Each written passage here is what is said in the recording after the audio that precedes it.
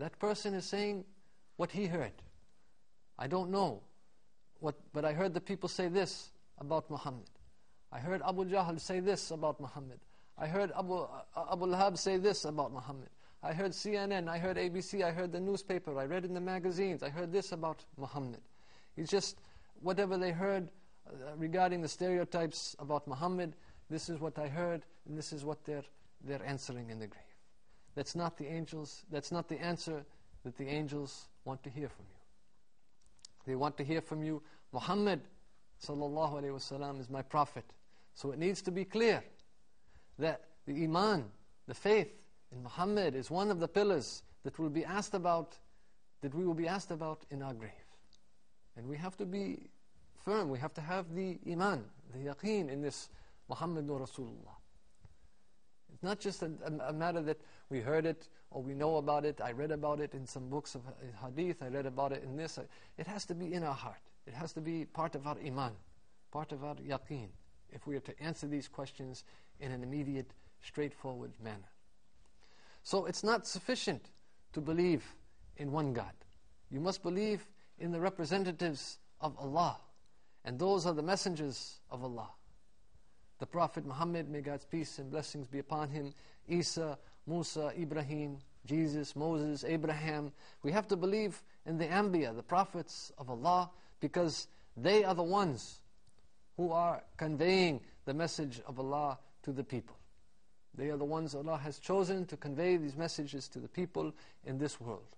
So we have to have iman, because the people who hear about the Prophet, may God's peace and blessings be upon him, they'll mention it in the grave.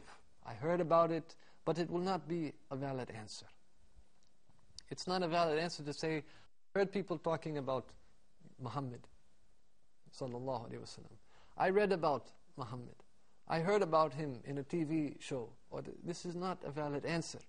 A person has to have iman in La ilaha illallah Muhammadur Rasulullah. This is the test in the grave. And the Prophet, may God's peace and blessings be upon him, he says that this is the last test that the believer will go through. This is the final one, the final test. After that test is over with, there's no more tests. But if he passes that test, everything after that will become easier. If he fails that test, then everything after that becomes worse and worse and worse. The Bukhari narrates that Asma bint Abi Bakr said that the Prophet, may God's peace and blessings be upon him, he stood in the masjid and delivered a speech, and he started to talk about the fitna of the grave until there was an uproar in the masjid. Loud noises, a loud uproar in the masjid. The Prophet, may God's peace and blessings be upon him, he was talking about the fitna of the grave, and Asma bint Abi Bakr, she said that there was, as he was talking about this, there was an uproar in the masjid, there were loud noises, and what were those noises? What was that loud uproar? The Sahaba, may God's peace and blessings be upon them, they were crying.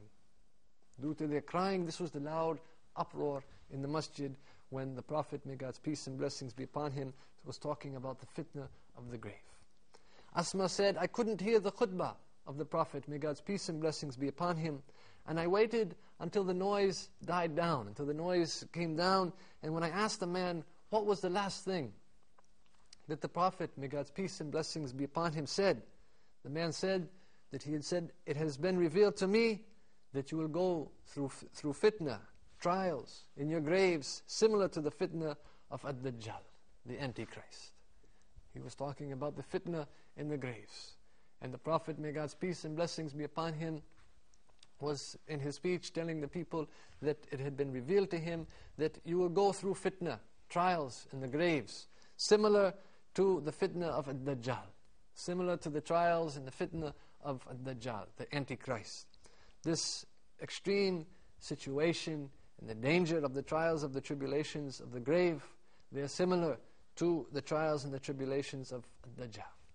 And the Prophet, may God's peace and blessings be upon him, says, there is no fitna, there is no trial, since Adam was created until the day of judgment, more severe than the fitna of Ad-Dajjal. And every one of us will go through something similar to that in our graves. every one of us, me and you, every person will go through something similar to this. This is what this hadith is talking about. It's not talking about someone else. It's not talking about just the disbelievers. It's not talking about just the hypocrites or the evildoers or what have you. Every person will go through this trial and tribulation in the grave. And pretty soon, we're going to go through that fitna. Pretty soon, me and you and everyone, we will be going through that fitna. Some of us sooner than others, but soon. After a few days, after a few months, after a few years, 10 years, 30 years, we don't know. But sooner or later, each and every one of us will be going through that fitna in the grave. That fitna in the grave, which the Prophet, may God's peace and blessings be upon him, said is like that fitna of Ad-Dajjal. And there is no fitna. He said that since the time of creation, from the time of Adam alayhi salam to the last day, there is no fitna, no trial or tribulation, test more hard than the fitna of Ad-Dajjal, the Antichrist. So we're going to go through that fitna. Each and every one of us soon will be going through that fitna. We will be questioned, and we will go through that test, we will go through that trial, and through the tribulation.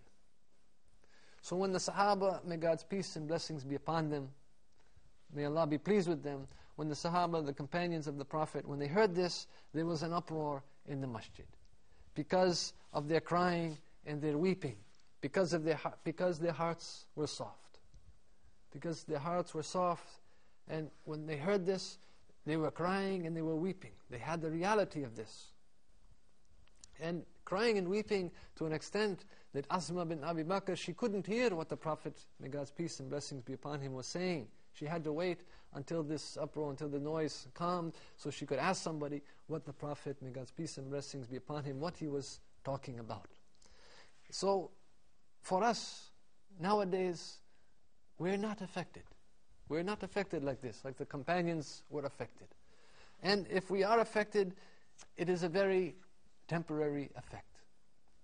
And very soon it will be eliminated. Very soon it will wear off. There's a difference between the condition of our hearts and the condition of the hearts of the companions of the Prophet. May God's peace and blessings be upon him. When the Prophet mentioned this in his khutbah, in his talk, the Sahaba, they cried and they wept so loud that Asma bin Abi Bakr could not hear what the Prophet was saying. And today we hear it. Maybe we're affected, but if we're affected, it's a very temporary effect, and one which soon will wear off. With that, dear viewers, we'd like to end for this episode.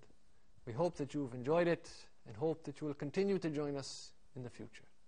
Until the next time, we bid you farewell. Assalamu alaikum wa rahmatullahi wa barakatuh.